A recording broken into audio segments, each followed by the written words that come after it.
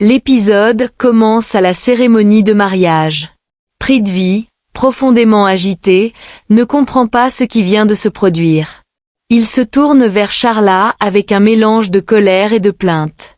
Il l'accuse ouvertement, affirmant que Karan a d'abord épousé sa fille par ruse et qu'au moment où le véritable mariage allait enfin avoir lieu, il a volontairement éteint le feu sacré.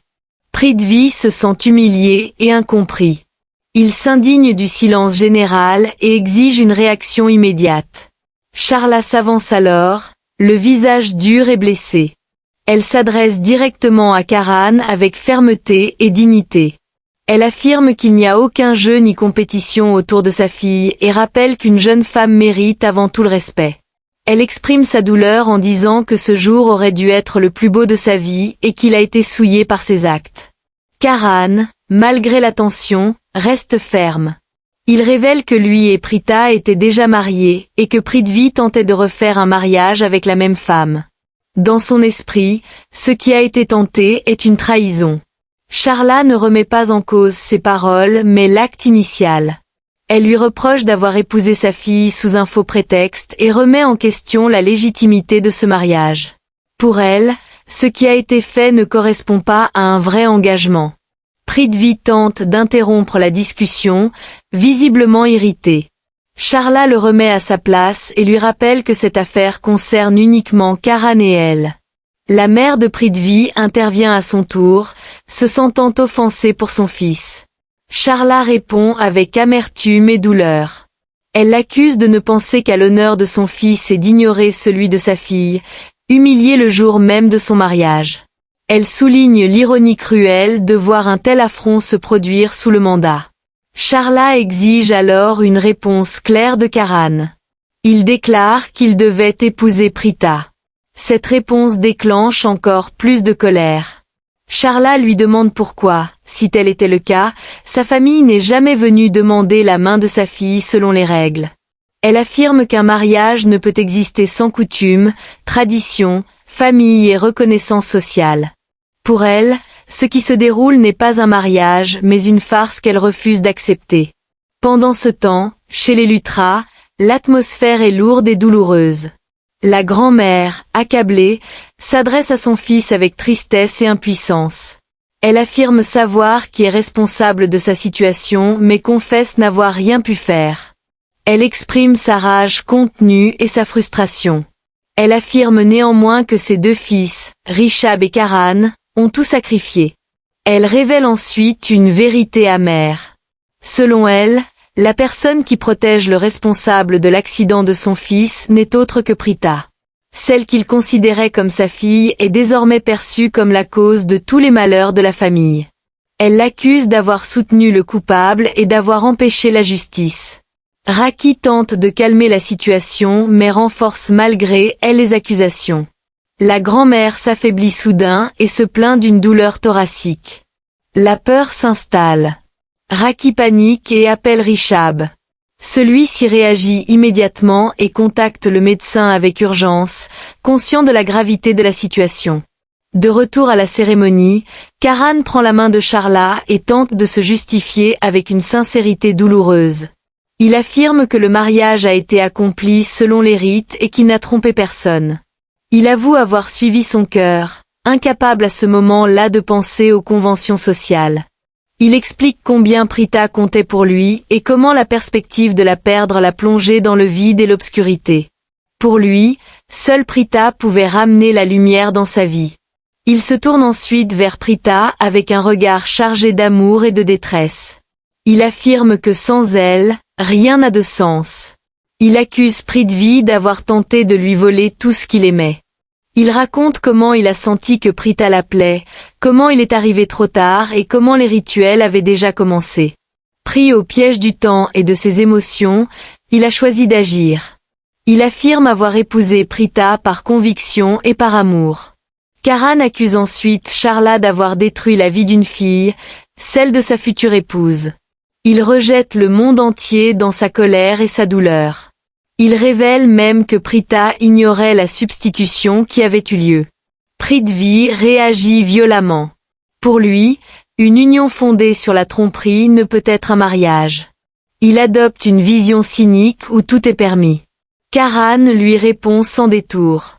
Il affirme que pour lui, il s'agit à la fois d'amour et de guerre, et qu'il assumera ses choix. Prithvi tente alors de remettre en cause les sentiments de Karan. Il l'accuse de confondre amour et haine et affirme qu'il ne croit pas à cet amour. Karan, imperturbable, lui répond que sa croyance n'a aucune importance. La seule chose qui compte est la femme qu'il a épousée et qu'il aime. Karan qui se tourne enfin vers Pritha, le regard chargé de regret et de sincérité. Il reconnaît qu'à chaque fois qu'elle l'a vu derrière le dais, elle a dû ressentir de la colère, du choc et de l'incompréhension. Il admet avoir fait ce qu'il croyait juste, mais d'une manière profondément maladroite. Une culpabilité silencieuse l'envahit lorsqu'il se souvient de leur rencontre passée, de ses paroles dures et répétées, lorsqu'il lui disait qu'il la détestait. Plus il y repense, plus il se rend compte de l'absurdité de ces mots. Malgré cette haine proclamée, elle n'a jamais quitté son esprit ni son cœur. Karan s'interroge sur lui-même avec lucidité et douleur. Il comprend enfin pourquoi, malgré sa célébrité et l'admiration de nombreuses femmes, sa vie est restée vide. La réponse s'impose à lui comme une évidence. Il n'y a toujours eu que Pritha. Il réalise que lorsqu'un homme perd des fiançailles ou s'éloigne, cela ne signifie qu'une chose, l'amour. Il se rappelle les paroles de Rishabh, qui disait qu'il était incapable d'exprimer ses sentiments. Il admet que c'était vrai. Avant Pritha, il ne connaissait rien à l'amour et ignorait à quel point il pouvait être insensible aux émotions d'autrui. Face à cette situation décisive, Karan comprend qu'il a appris à aimer et surtout à le dire. Il avoue que Pritha habite son cœur à chaque battement, qu'il ne peut parler à personne sans parler d'elle, qu'il ne peut vivre un seul instant sans sa présence. Il met enfin un nom sur ce qu'il ressent et cette prise de conscience lui coupe le souffle. Pour lui, Pritha n'appartient à personne d'autre. Leur relation est faite de conflits et de séparations, mais aussi d'une unité profonde. S'il la perd, tout disparaît. Il présente ses excuses pour la manière dont le mariage a été célébré, mais affirme avec certitude une seule vérité, son amour pour elle. Shrishti intervient alors avec enthousiasme et émotion. Elle exprime sa joie de voir Karan ouvrir son cœur devant tous. Elle affirme que chacun peut voir la sincérité de son amour et la foi que les gens placent désormais en lui. Convaincue que cet amour est réciproque, elle annonce publiquement qu'elle accepte Karan comme son beau-frère. Elle se dit heureuse et reconnaissante, convaincue que ses prières ont été exaucées et que cette union est voulue par Dieu.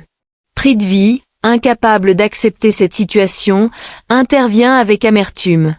Il rejette l'idée même d'âme sœur et considère cette union comme une tentative forcée et vouée à l'échec. Il affirme que la société n'acceptera jamais un mariage conclu en secret et qualifie cette union de mascarade. Bien qu'il prétende être prêt à affronter le monde, il répète qu'il ne croit pas à ce mariage et insiste sur le fait que personne ne l'accepte réellement. Pendant ce temps, chez les Luthra, la tension retombe légèrement.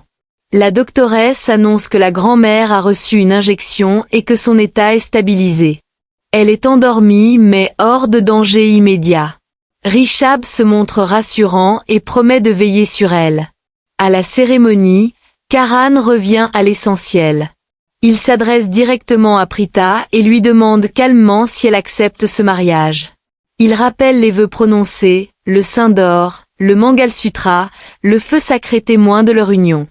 Il insiste sur le fait que ce mariage s'est déroulé selon les règles et qu'il est reconnu par le monde et par le Dharma. Il lui demande clairement si elle considère cette union comme valide. Prithvi tente d'interrompre, accusant Karan de jouer un drame émotionnel et de tromperie. Les tensions montent jusqu'à ce que Charla intervienne pour les séparer, soulignant l'inutilité de ces disputes. Les avis se divisent parmi l'assemblée. Certains souhaitent voir Karan et Pritha ensemble, d'autres soutiennent encore Prithvi. Shrishti rappelle avec fermeté que le mariage n'est pas une élection et que seule la mariée doit être écoutée. Prithvi persiste à qualifier l'union de frauduleuse, mais Charla affirme avec calme que le mariage a bien eu lieu. Malgré les protestations répétées de Prithvi, elle explique qu'il ne s'agit pas de n'importe quel homme mais de Karan, qu'elle connaît et en qui elle a confiance. Elle reconnaît les tensions entre les familles mais affirme avoir compris la vérité. La situation s'intensifie avec l'arrivée de Janki. Prithvi se sent trahi et exprime sa détresse, affirmant que sa vie est en jeu. Janki propose alors de demander l'avis du Pandit, tout en soulignant que la vie de Pritha ne doit pas dépendre uniquement d'un verdict religieux. Elle affirme croire au destin commun de Karan et Pritha et à la bénédiction divine qui les unit. Le Pandit est finalement interrogé. Sa réponse est claire et solennelle. Tous les rituels ont été accomplis, les vœux ont été prononcés, le feu sacré a été témoin, le Mangal Sutra et le Saint d'or ont été appliqués. Selon la religion, le serment et le karma, Karan et Pritha sont désormais mari et femme. Cette déclaration scelle l'épisode dans une vérité officielle, laissant les personnages face à leurs émotions, leurs regrets et leurs choix irréversibles. Voilà, c'est la fin de cet épisode. Si cette scène vous a bouleversé autant qu'elle a fait vibrer nos personnages, laissez-moi vos impressions en commentaire. Partagez ce que vous avez ressenti, ce que vous avez compris, ce que vous attendez. Et surtout, rejoignez la communauté en vous abonnant pour ne rien manquer des rebondissements à venir. Merci à vous, et à très bientôt pour la suite.